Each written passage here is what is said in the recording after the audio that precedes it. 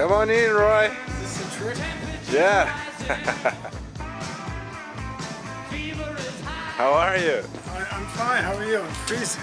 Roy é um produtor e engenheiro que fez alguns dos discos mais clássicos de John Lennon. Hoje ele mora no Brasil e eu tive a oportunidade de trabalhar com ele algumas vezes. Aprendi muito, e quem melhor para me ajudar na revitalização da máquina de fita do que ele mesmo. Álcool 90. isopropílico, 99.8 of pure alcohol. Yeah, it's good for pinga. You don't wet these too much. Just wet them and... Okay, so then you look in here, see? And you just spin this around like this. Very simple. And see if there's any residue. Wow, there is. Probably hasn't been done in years, right? Yeah. So then you come, oh, this, look at this. See this? That's because of bad tape. Bad tape. The tape, the oxide comes off. The tape that whoever was on here last has to be baked. Wow, it's dirty as hell. Yeah, this would take a little. Oh, look at that, man. It's dancing. And if you see, the reason for this is here and here. You know how a magnet works? They excite, right? They're The actually, flux. if you look close, in here and here, there's a line. Yeah. They don't touch. And yeah, there's a little difference in cleaning it. The top end starts going first. If you don't. If you don't clear it properly. Yeah. I've seen much worse. I think it's better to go this way than up and down. Don't know if it really makes a difference. But... Essa é uma Studer A827 Gold Series. Ela estava totalmente parada há mais de 5 anos, muito suja e abandonada. Fiquei fascinado pela oportunidade de deixar ela em condições de uso. E esse foi um bom começo para entender um pouco mais dela. Wow. Look at I'm that. gonna need more. I didn't expect. Maybe I didn't expect this. Holy sugar.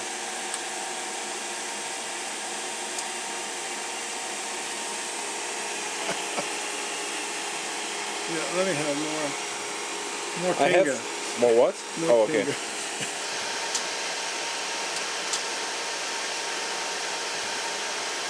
Oh, look. This is the pinch roller, that's the capstan. This goes against there. Oh, okay. It spins like this, makes the tape go, and this one. This machine's like brand new. Yeah. How much do they cost right now? 5K? Maybe. Maybe nobody wants it. E é um processo longo se você for fazer direito. Ela tem que ser alinhada com a voltagem certa de input, de output e ter uma voltagem certa de trabalho interno. No sweat for you.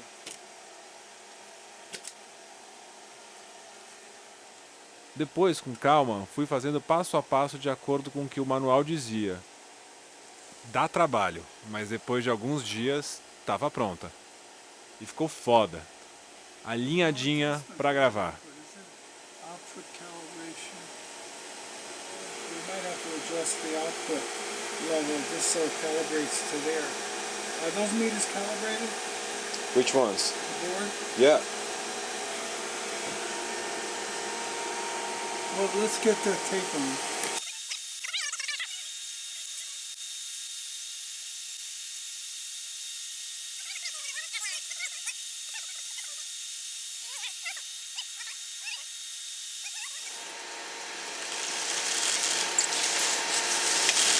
Why is that so? This isn't down at all. Oh, okay.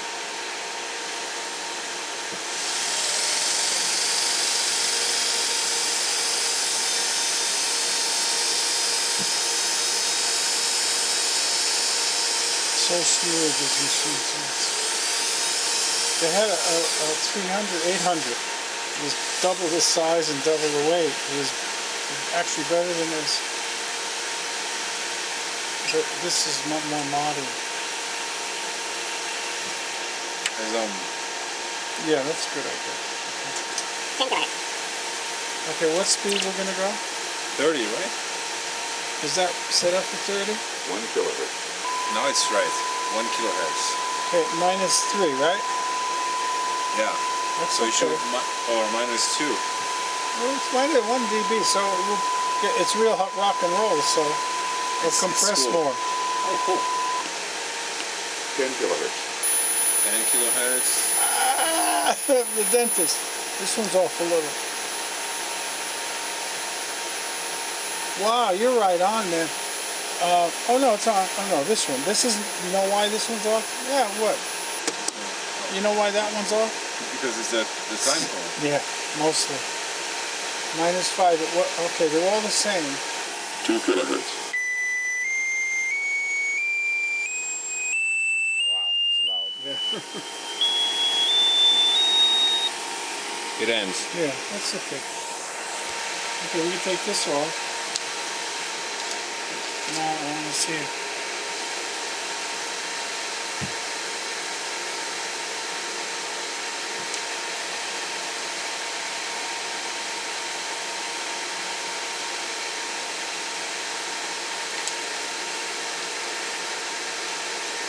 No, it's in good shape. Some of the old tape, you do that, you can go. Should we take this off? Yeah, take that off. I would try to And leave. then somebody's manufacturing tape again. And if you got like two good, if these reels tend to be dirty all the time, if you got two good reels, God only knows how much they're charging, right? It's like if this is a good reel, it doesn't get too dirty, use it again and again. Doesn't matter if you record it. I mean, think about when we used to remix. How many times did you? Hundreds, sometimes. More than that. More, right? Yeah. So I don't. And these machines are very easy on the tape. Are you good with editing, cutting? It's a pain, The right? thing is, what used to take an hour and a half, you do in 2 minutes. And what about if you lose it? If you cut it wrong? Then you How put that little piece back together and you do it again. Really? There's the guy Tommy Dowd who worked for Atlantic Records. He was a very smart engineer. I saw him take an 8-track tape, which is the size of your. Still have that big one? That 1 inch. Yeah. And he took a bass out of one take and put it into another take. One note. One note. One note. Because we didn't, you couldn't go back and fix that. If you fix that, you might fuck up the whole thing by erasing. The new movie. Oh, there's a movie? Yeah, it's coming out, all about him. Oh, because it's the 70th 70s, no fart, man. birthday, right? How did you meet him? In First time? England. I was looking for the Bee Gees. And I ran across him. And then when he came to the States, he looked me up. But he was out of the Beatles already? Larger than life already, right? Yeah, he was amazing.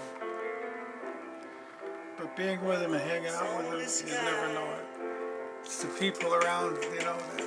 Imagine all the people. I know something you might want. Are you recording this? Yeah. Okay, he was sitting down having lunch in a restaurant in LA. We were doing the rock and roll album. And I was supposed to meet him there. I think he was with May or Yoko, I'm not sure who. Sort of semi-disguised, not really looking like John Lennon. I ran in with a Polaroid. Took the Polaroid on him. He's sitting in the booth. I screamed out his name, snapped the picture, and ran out. And it was full. Well, that's the kind of report. Let's see what they're calling it. That's when they invited me. Yeah, that's it. Very, very powerful. That's Jim Keltner. That's record. Here's the chord structure. I can tell by the And way. then the words go around and around the block for a while.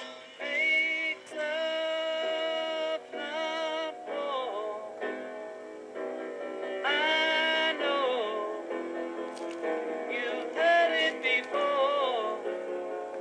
A actually. lot of the writing happened in the studio. While the musicians were playing, he would be changing lyrics. I guess he got inspired by the band and the studio atmosphere.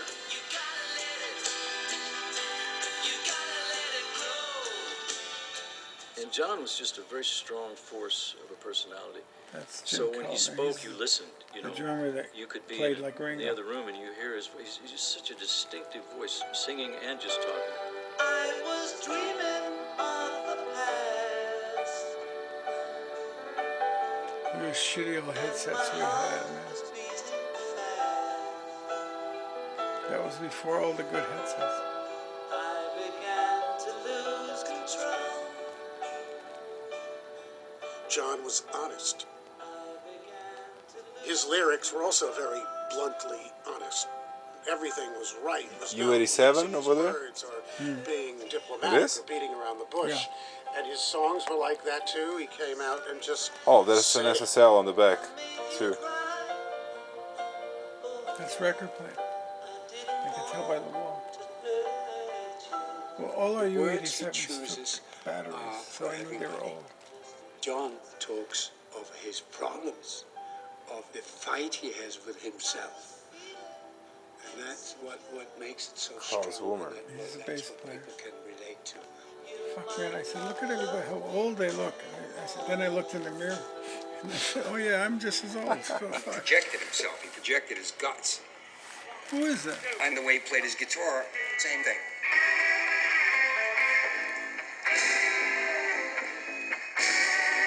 This is great, this song. This hurts your ears, it's so bad. That's a group called The Elephant's Memory. Can't see no future. Can't see no sky.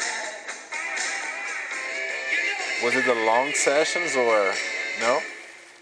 No, he was very respectful. And the funny Just- thing Unless was, capital he used EMI to wanted it out. deliberately put his D But you string came in and worked for what? He'd tune 5, up, 6 hours? and then Yeah, he'd yeah, he turn would the write D the flat. songs in the studio. And I said to Write him, the lyrics, why on do it, you do that? especially Why do to get the you- why do you chord flat changes D and that was string? all. And he Yeah, said, but well, he liked to because when we used to make those work in the Eagles records, evenings they were or just mornings long or- No, if I They told him would to go come on in the at 12, he radio. would come in.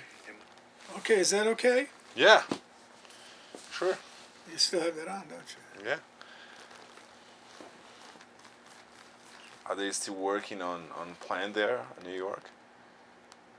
It's running, right? No, what happened was BMG, Sony bought the space, and they moved their studios up there. But the only studio they have there is a room this big, which was our mix room. That's where John was leaving, the same room. And they didn't gut it, but they took everything out, and they have 24-track machine, that machine. They have archives. They do all the archives there. Oh. Then they go through the digital and because they have tapes in a mountain, they kept in a, they called it Iron Mountain. They can bake tapes because if the oxide comes off, you can bake it. Then you have like 2 passes. Some of it used to just flake off. 456 was it? Yeah, 456 tape was Ampex was the worst. Are they digitalizing everything now? Everything, yeah. Yeah. Because it's gonna fade away, right? Yeah, it's definitely.